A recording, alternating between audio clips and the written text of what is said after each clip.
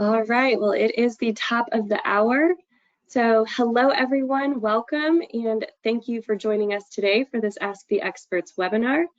I'm Allison Phillips, Director of Marketing on Cox Media's corporate team, and I will be hosting today's event. Some quick housekeeping items before I introduce our guest expert. This presentation is being recorded. You'll receive an email with the recording so you can watch it again at your convenience or share with your teams. We have about 20 minutes of great content for you and 10 minutes or so set aside for Q&A.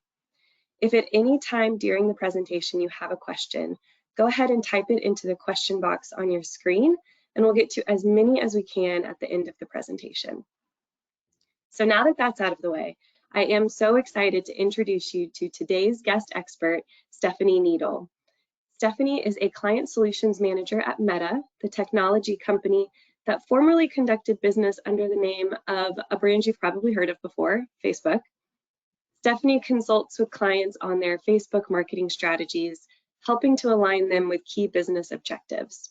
She's been with Facebook since 2014, and prior to that, Stephanie spent many years working on the agency side, developing digital media strategies and driving cross-channel innovation. On the weekends, you'll find her shuttling her kids around to various activities, I can relate, and enjoying the epic Atlanta weather. In her free time, she loves a good estate sale and CrossFit. For today's conversation, Stephanie's unique expertise will help us unpack the world of using Facebook to grow your business and provide a good foundation for building your brand on this powerhouse social media platform. So with that, I will hand it over to you, Stephanie.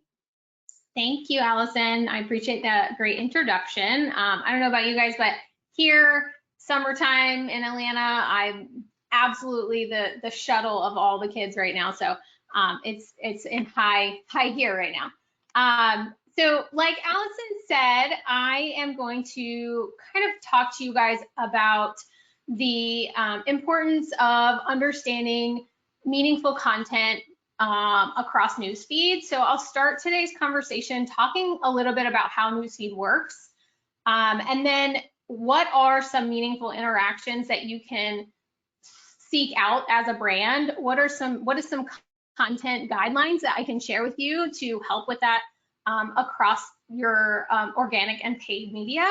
And then from there, it's really important that we talk about video across Meta platforms, because video consumption has grown tremendously across the platform, not just in our spaces, but just as a general broad statement, video consumption has seen so much escalation. And then we'll save some time for Q&A, like Allison said. So first, I want to talk about Newsfeed and demystify some of the details on how content is displayed in feed.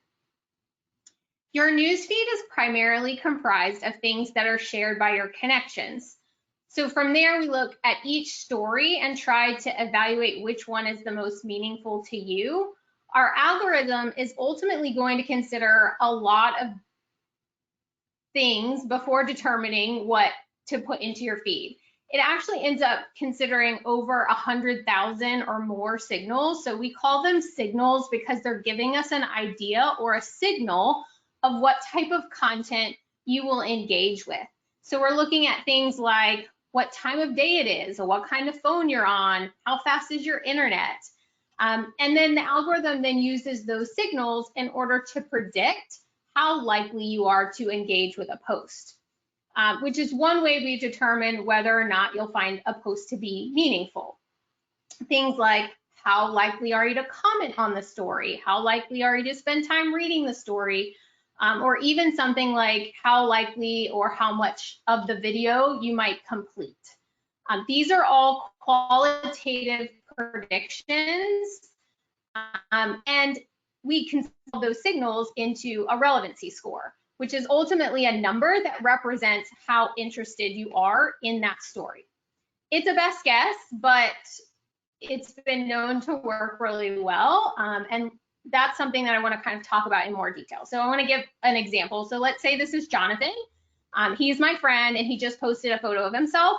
So we're going to look at a number of different signals, like who posted it, is he a good friend, other engagements on the story. Like this one has a lot of engagements, you can see. And then, like I said, hundreds of thousands of other things are taken into consideration that will ultimately help make predictions and calculations and some of the probabilities. And how, again, like we said, how likely are you to comment on the story, share the story, read the story? Then we add all of these predictions into a number, which is the, like I said, a best guess of how meaningful that you will find that story. So maybe Jonathan is a friend of yours too, but your interests and your signals that the feed is taking into consideration are very different. So your score may end up looking a lot different than my score, if that makes sense. So we do this for every single story, for all your connections, every time you end up opening your newsfeed. And we go through this process over and over again to come up with what is the content that will ultimately live in your feed. And then we order those into the different stories. That is fundamentally how Newsfeed works today. So you might be thinking or asking yourself, what does this mean for you as a brand who might be posting organically or putting paid content across Meta platforms? And for a brand, it's really important to understand how we prioritize meaningful social interactions, because that time spent is not a goal by itself. We're looking for the time people spend across the surfaces to really create meaningful and positive time spent. And so for you, understanding the way feed populates is really important to understand what people want and need in order to become more than just an advertiser for them, but instead a trusted brand or a trusted partner. And so it's really important to understand the principles that ultimately guide and feed the algorithm. So at Meta, we want people to connect and build stronger relationships on our platform. And as we discussed, we're actively prioritizing the posts that spark conversations and inspire those meaningful interactions between people. So when you think about what content you want to post, I encourage you to think about what will get your audience to talk, share, or really want to engage with your content. What are people's needs that you can really tap into? So with that, I want to talk a little bit about, or highlight a little bit of the trends that we see across our platform that may give you an idea of how to connect with your audience in a way that feels authentic to your brand. So I laid out these 4 areas. The first one is one of the biggest shifts coming out of the pandemic. It's really a shift towards collectivism, the power of community, and how you can really inspire your audience and help them feel a part of that community. So how can you as a brand show acts of kindness, acts of care that will create that collective feeling or power community? And next, some of the most powerful brands have always been more than just that, just a brand, a logo, or a product. They offer a point of view. How can you as a brand offer a point of view on the marketplace, especially in times of change? This is more important than ever. So we're coming out of a really important time of change. So how can you showcase leadership in the space and provide reassurance and true community building, kind of playing off of that act of care? And then the last 2 categories, people push our platforms in really surprising ways, and they're constantly finding new ways to express and connect with each other. So in these 2 buckets, it's really about how as a brand you can help people discover and be inspired. Consumers are always looking to be entertained or celebrated or find ways to advocate for what they care about. So how can you build content that will seamlessly create ways to inspire and engage your community? So that's kind of 4 core areas that you can think about when you're building content that will help to build some of those meaningful interactions and meaningful connections. And as we think about what those interactions look like for your posts, it's also really important to understand what people are really trained to look at in Newsfeed and how you as a brand can be noticed. There's been a lot of research that's been done to track a user's eye and where it goes when they're looking at a post or an ad in feed. And this example here really goes to show kind of the importance of that main image or video in feed. So number one being that core part of the ad or the post is really the most important because it's the first interaction with your brand. And it's really extremely important to make a good impression here. And as part of that, it's really important that you always include your logo or your brand name in this part of the ad or post, because it may be that your time with them is short because they're scrolling quickly. And so you don't want to have to rely on where their eye goes at number 2 or 3, which is the copy or your brand's page name. So you want to make sure that the meat of your call to action, your brand presence really exists in that core image or video. And then the secondary elements become the copy and the brand page. So keeping that in mind when you're trying to make a first impression as a brand in feed. And one of the questions that we often get a lot of questions around is the auction dynamics. It's kind of a black box, and so I'm going to go into it a little bit deeper, try to break it down. Auction dynamics, or the auction in general, can really be simplified into 3 core components, which ultimately will calculate into what total value is. So think about it as those scores we were talking about in Newsfeed. That total value becomes your score in how the post is scored in Newsfeed. So the first is your advertiser bid, which is what are you bidding for? The event you're optimizing for, which we always recommend as a brand, you optimize to your desired result. And in most cases, you're utilizing auto bid for the lowest outcome. So as an example, if you're selling goods or services on your website, we would recommend optimizing to your purchase or your conversion. Or if you're trying to drive leads, you want to optimize to a lead as your event. So ultimately optimizing to your desired goal. The second piece is the estimated action rates. This is the likelihood and an impression shown in feed or to a person will result in an action, right? So think about it in those qualitative insights that we gain from your posts, how feed works to score content. That's that likelihood to interact. And then the last piece is user value. And this is how interesting do we think a user is going to find this ad, so the quality of the ad. And these 3 components will give a total value, and this is how auctions are won and determined to be shown to an individual in your feed. And as we kind of dive a little bit deeper into those key components, creative becomes a really important part of how you can impact if you're going to win in an auction. And we've done some experiments to help validate this idea and ultimately found that the action rate, or that estimated action rate, could drive up to 50% increase in your total bid.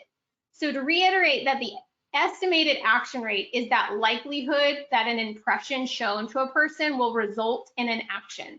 So you can imagine the creative plays a really important role in how likely someone is to actually convert or take action, engage with that piece of content. The user value, on the other hand, only really moved in these experiments by about 10% in the most extreme cases, and often didn't move at all. So a user value is a much harder area to control. So we would recommend focusing on the content and the creative that you're posting, which ultimately will impact that estimated action rate.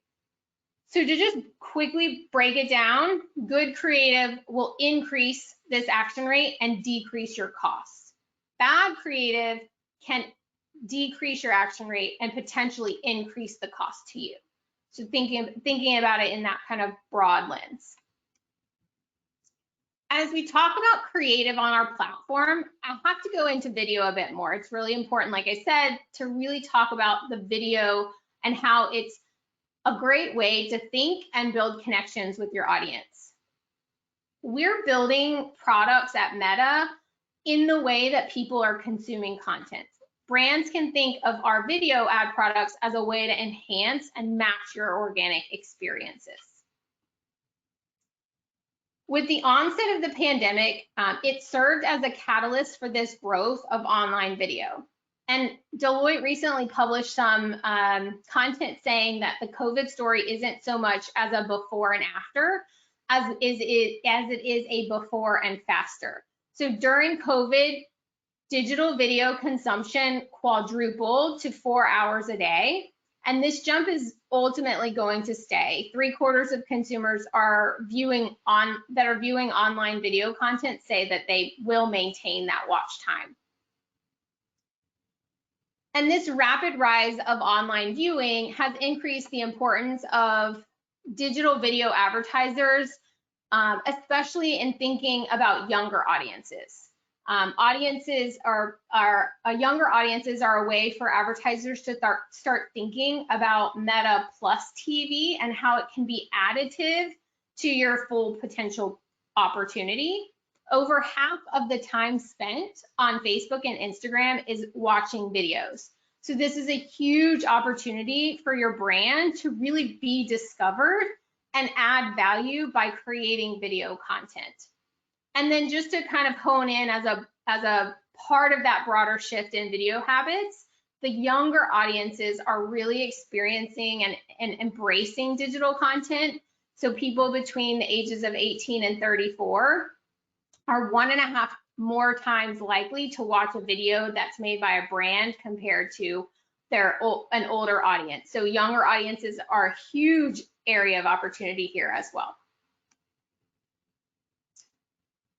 And although we talked about marketing goals and driving those ultimate outcomes for your brand and creating connections are your #1 goal, how and where you show up is also a really important element.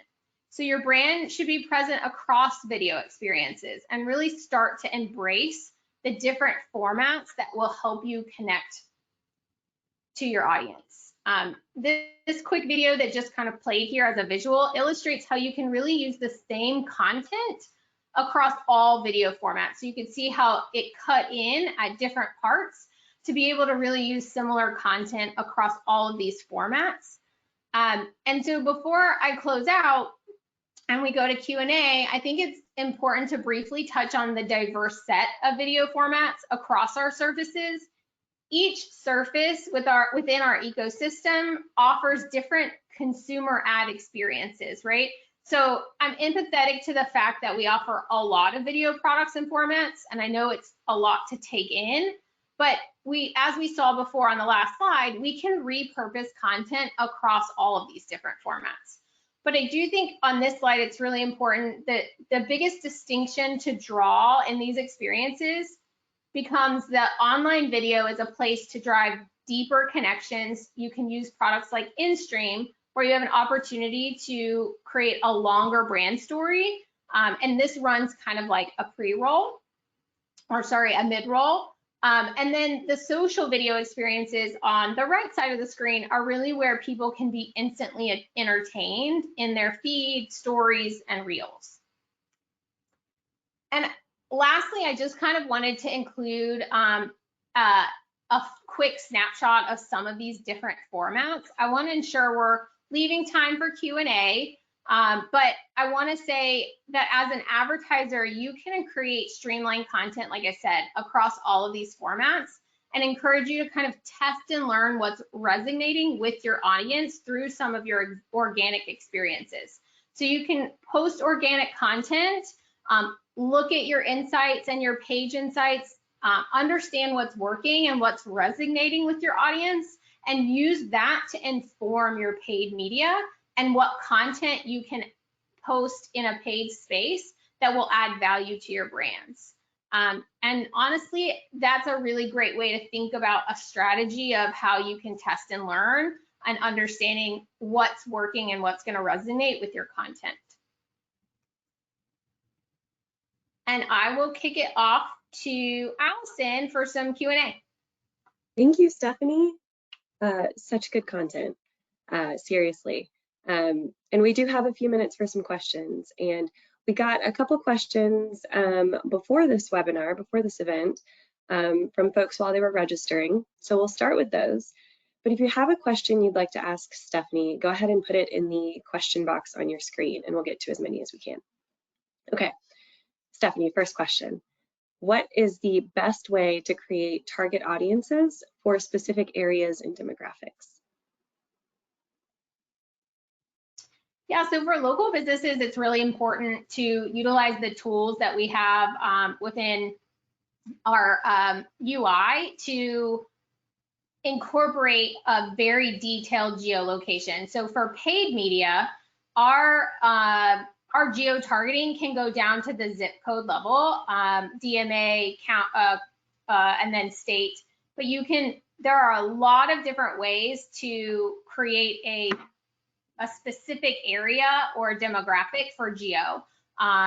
Within the Ads Manager UI, if you're in the detailed targeting area, it allows you to put your business location in, and then you can create a radius around that. So let's say you want to reach people within 10 to 15 miles, or like I said, you can also overlay your audience with just zip codes, cities, or states. So there's a lot of different ways to incorporate specific areas or geolocations within the Ads Manager UI. Thank you. Our second question was that we often need help coming up with ideas and tips for what to post about. I'm guessing this is more on the organic side. Mm-hmm. Do you have any good sources or places to go for ideas?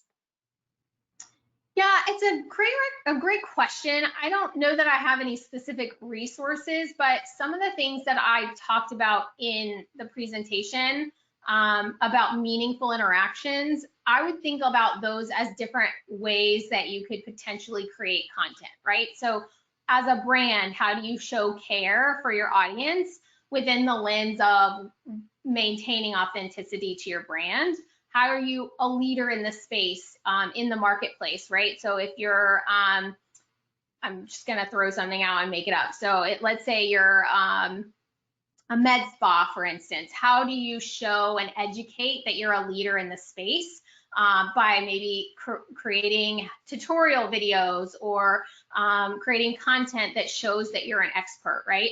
How do you inspire your audience to want to be their best self if you're that med spa, right?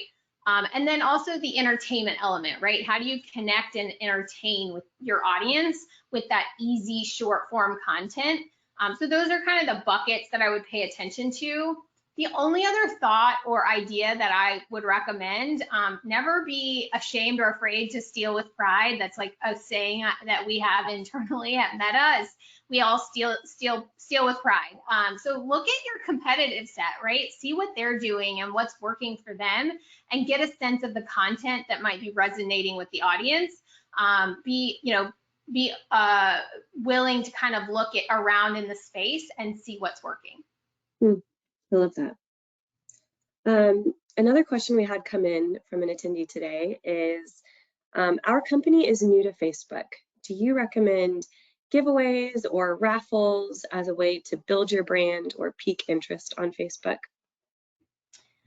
As a new brand, I would say, I wouldn't necessarily say like raffles or sweepstakes. I would really say the education and awareness element is probably the biggest opportunity, right? So utilizing video to introduce your brand, talk about what you do, and kind of, like I said earlier, how do you kind of showcase your leadership in the space by producing content or quick videos. There are so many tools out there that let you use your mobile phone to create some amazing content, and utilize that as a way to kind of showcase who you are and introduce yourself as a brand to the Meta Facebook marketplace.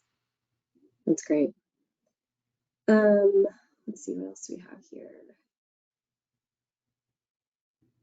I would also, while you're looking, it's valuable to anyone, but potentially somebody that's new to the platform. There is a ton of great content on the Facebook business. I think it's actually changed now to the Meta business page, but there's basically a Meta business page that has blueprint trainings, has interesting insights and materials that you can read up on based on being an advertiser on the platform. There's a ton of great resources there that you can look at and learn from. All right, so we've got, seems like a few realtors or real estate agencies on the call. One question we got was, I run lead form ads for real estate. After running ads for newly listed properties for more than a year, I found that Facebook feed, Instagram feed, and Facebook Marketplace generate the best responses. Is there a suggested way to use Facebook video feeds, reels, stories, or any of the other elements to yield more form completions? So if you haven't tried video as part of a lead program or just to generate awareness of your listings, your properties, or you as a realtor just to sell yourself, it is a huge area of growth and opportunity from a real estate perspective. You can utilize, I think we said in the, the later slides, utilize the same content that you're creating across all the formats. So stories and reels are both in a vertical format, and you can video yourself at a property and talk about the listing and talk about yourself as a realtor. What do you do that's different to get people in the door? So I would say that's a huge area of opportunity, especially given the fact that, like I said, over half of time spent on our platform is viewing videos. So that is a lot of the content that's being consumed. And by creating more video content, you're addressing more of the audience across the platform. Yeah, I've certainly seen our own realtor utilizing video on her social media channels to both generate awareness of listings that were coming soon, but I think also as a way to kind of provide a sneak peek and get people more interested who are maybe a little more hesitant to be going to showings during, probably earlier during the pandemic than now, but seen a lot of that recently.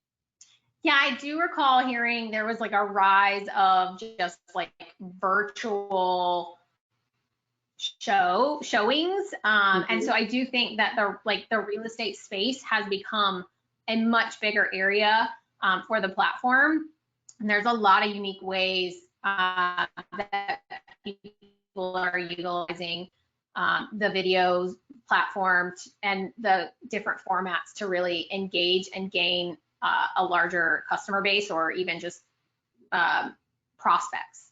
Yeah, absolutely. What time limits do you suggest for video, and how many pages would you suggest for stories? So great question. We say, and it's interesting, I say a longer story, but as a general rule, 15 seconds is a great timestamp for a video, especially for something like stories, reels, feed, etc. 15 seconds has been shown to be enough to tell your story and drive full completion. And then as far as kind of like the cards, I don't know that there's like a best recommendation, but I would say as a general rule, if it's organic content, I would probably keep it to 3 to 5, mostly because after a certain point the user's going to kind of get fatigued and just swipe through. So I would say the shorter the better, but as long as you can get the content in there and tell your story in that period of time. Yeah, thank you, Stephanie. We We're running out of time for questions. We do have quite a few that we haven't gotten to, so we will pass these along to Stephanie after this event and get some responses from her and publish those in a Q&A style blog post in the days and weeks to come. So be on the lookout for that. And as a quick reminder, a recording of our webinar today will be emailed to you. And we'll be back again later this year with another guest expert and some more really great content. So we hope you'll be able to join us again then. In the meantime, like I said, check out our blog for articles, for the Q&A that we'll do following this event, and recordings of some of our previous Ask the Experts webinars. As always, if you have any additional questions regarding today's content, you can contact your Cox Media consultant. If you're not a current customer and you don't have a consultant yet, no worries. Just visit coxmedia.com to connect with one of our media experts. So thank you all again, and we look forward to seeing you next time. And thank you, Stephanie, for all of the great content you shared today. Thank you guys. Bye, everyone.